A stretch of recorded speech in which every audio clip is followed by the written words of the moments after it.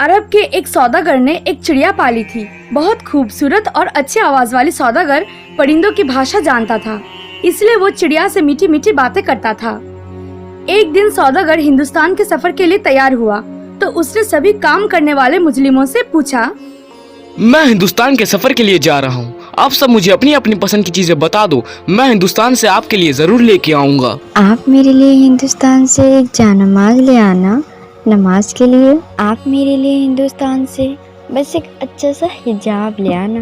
ठीक है, मैं जरूर आपके लिए याद से हिंदुस्तान से हिजाब और नमाज ले आऊँगा। सबने अपनी अपनी पसंद की चीजें बता दी। आखिर में चिड़िया की बारी आई तो सौदागर ने चिड़िया से कहा, सबने अपनी अपनी पसंद की चीजें बता दी, अब आप भी बता दीजिए कि आपको क्या पसंद है, मैं आपके लिए क्या लेके आऊँ।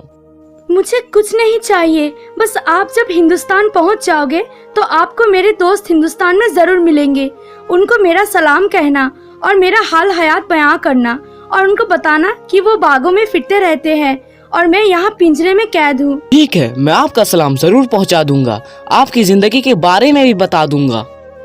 उनको मेरे बारे में सही से बताना कि मेरी जिंदगी बस इस पिंजरे में कैद रह गई है। मैं दिन रात यहाँ तड़पती रहती हूँ और वो आराम से मजे करते हैं। चिड़िया की ये बात सुनकर सबको रोना आ गया। सौदागर गम में मुब्तला होकर वहाँ से बाहर आया और अपना घोड़ा लेकर हिंदुस्तान की तरफ जाने लगा। सौदागर बस रास्ते में चिड़िया के बारे में ही सोच रहा था और बस तेजी से घोड़ा भगा रहा था।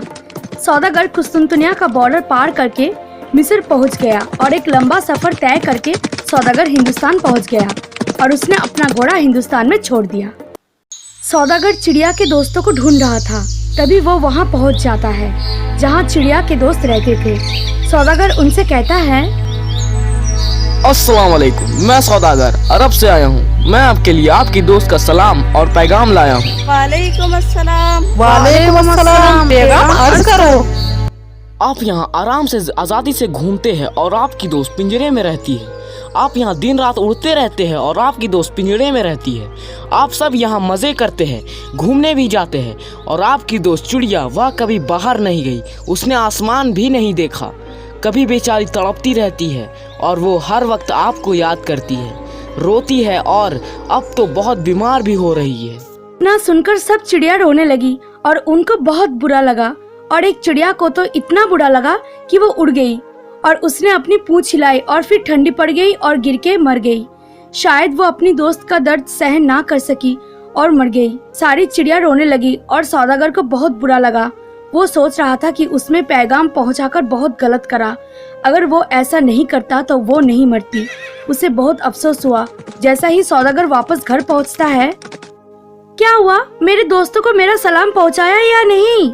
मैंने आपका पैगाम आपके दोस्तों तक पहुंचा दिया है, लेकिन आपकी एक दोस्त गम सहन ना कर पाई और उड़ी और उसने अपनी पूंछ हिलाई और ठंडी पड़ गई और मर गई। इतना सुनकर सौदागर की चिड़िया को भी बहुत दुख हुआ और उसने अपनी पूंछ हिलाई और ठंडी पड़ गई और फिर मर गई। वो भी शायद अपनी दोस्त का दर्द सहन ना कर सकी। अब सौदागर और सब लोग रोने लगे और सौदागर को और भी ज्यादा दर्द हुआ कि उसने एक और जान ले ली।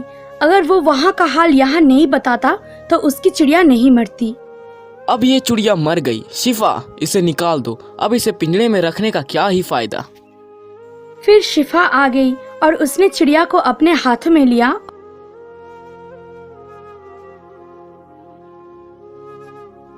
और लेकर बाहर आ गई। शिफा, आप इसे यहीं छोड़ दो, ये मर गई।